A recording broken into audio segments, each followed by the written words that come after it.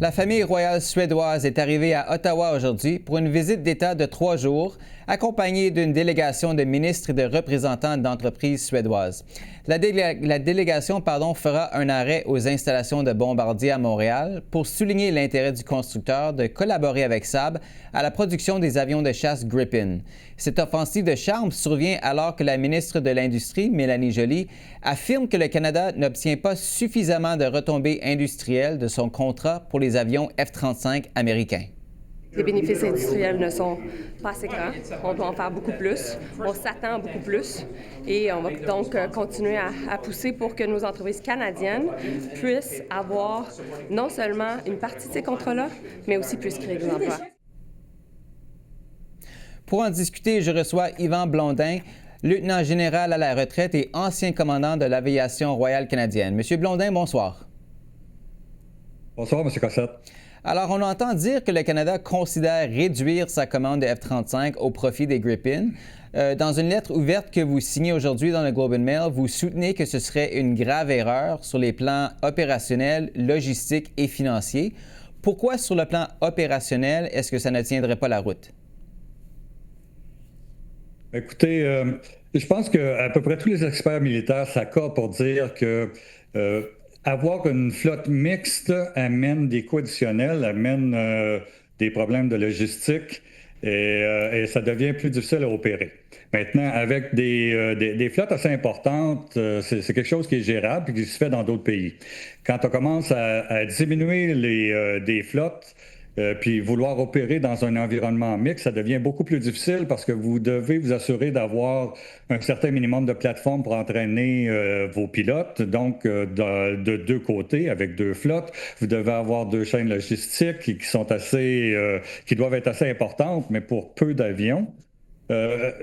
Les coûts sont immenses et puis vous diminuez votre rendement opérationnel parce que la base que vous devez avoir, elle est dédoublée là, pour s'assurer d'avoir quelque chose au début. Donc, si on diminue un nombre de 88 plateformes, on les étend sur deux flottes, ça devient plus difficile. Maintenant, il faut considérer aussi... Oui, je vous écoute. OK. Non, allez-y. Ça, c'est au point de vue financier et logistique. Au point de vue opérationnel, de mélanger deux flottes, on parle quand même de mélanger une flotte de 4e génération avec une flotte de 5e génération. C'est des avions, même le Gripen, c'est des bons avions, mais quand on commence à les faire opérer ensemble, ça commence à être un problème. Un des avantages du F-35, c'est sa furtivité, le fait qu'on a de la misère à le voir. Le deuxième avantage important, c'est la fusion de l'information. C'est que ces avions-là peuvent communiquer ensemble, les systèmes de ces avions-là communiquent ensemble pour partager toute l'information qu'ils peuvent avoir avec leur système intègre aux avions. Mais les systèmes, là, l'information qui vient des AWACS, des satellites, des radars au sol, est toute partagée dans ces avions-là. Vous donner un exemple, là, ce serait mélanger, imaginez 4 adolescents là, qui font du combat en ligne virtuel. Qui un jeu dans leur sous-sol. Ils sont dans des résidences différentes, et ils ont des casques, puis ils communiquent ensemble, puis ils sont capables de travailler ensemble en équipe dans un monde virtuel. Ils voient leur avatar, ils voient chacun des autres là, sur l'écran, qu'est-ce qu'ils est capable de faire, puis qu'est-ce qui se passe. Maintenant, imaginez que deux de ces personnes-là n'ont pas accès à l'écran. Ça veut dire que les deux autres qui voient tout ce qui passe et qui peuvent coordonner sont obligés de l'expliquer aux autres à travers la radio, le téléphone, puis leur dire ce qui se passe. Eux autres sont aveugles, ne savent pas ce qui arrive. On diminue la capacité de l'équipe au complet. Mais en même temps, M. Blondin, parce que le F-35, on le sait, il traîne plusieurs problèmes quand même. Hein? Il y a les dépassements de coûts, des retards de livraison, des réparations fréquentes, un moteur qui surchauffe. Selon le Congressional Budget Office des États-Unis, le taux de sa disponibilité dans la flotte américaine, ça oscille entre 50 et 60 %. Avec tous ces enjeux-là, pourquoi est-ce qu'on ne serait pas plus enclin à acheter des Gripen? Ben, c'est des enjeux qui ont été présents avec toutes les nouvelles flottes qui ont été introduites dans le passé, qu'elles soient américaines, françaises ou ailleurs. Le Gripen est une nouvelle flotte. Puis en fait, c'est une nouvelle flotte qui a de la misère à se vendre, il n'y a personne qui l'achète. parce que dans toutes les compétitions qu'on a eues, c'était en fait capacité peut-être le dernier des 3 ou 4 avions de quatrième génération, puis certainement en arrière d'un avion de cinquième génération. Donc, au niveau de capacité opérationnelle, là, on n'est pas du tout là, dans la même cote. Et la considération de vouloir remplacer un F-35 par un Gripen, ce serait un recul vers des technologies là, qui datent quand même là, d'une quarantaine d'années là, dans le monde de la chasse, quand on est après penser maintenant à une sixième génération. L'industrie aérospatiale canadienne, elle a profité de la fabrication de pièces pour le F-35, mais rien ne garantit que ça va se poursuivre. Donald Trump a déjà dit à Lockheed Martin qu'il voudrait rapatrier ses emplois aux États-Unis lorsque les contrats avec les entreprises canadiennes arrivent à renouvellement. Ça doit forcément quand même peser dans la balance du gouvernement fédéral, non? Absolument. Puis je ne suis pas contre une deuxième flotte. Une deuxième flotte a sa place, puis devrait être considérée. Je considère qu'il y a un risque qui est tout de même politique avec le F-35, mais il y a un risque d'utiliser puis de se fier seulement qu'au F-35 pour le Canada. Puis je pense qu'une deuxième flotte, c'est un bon moyen de mitiger ce risque-là.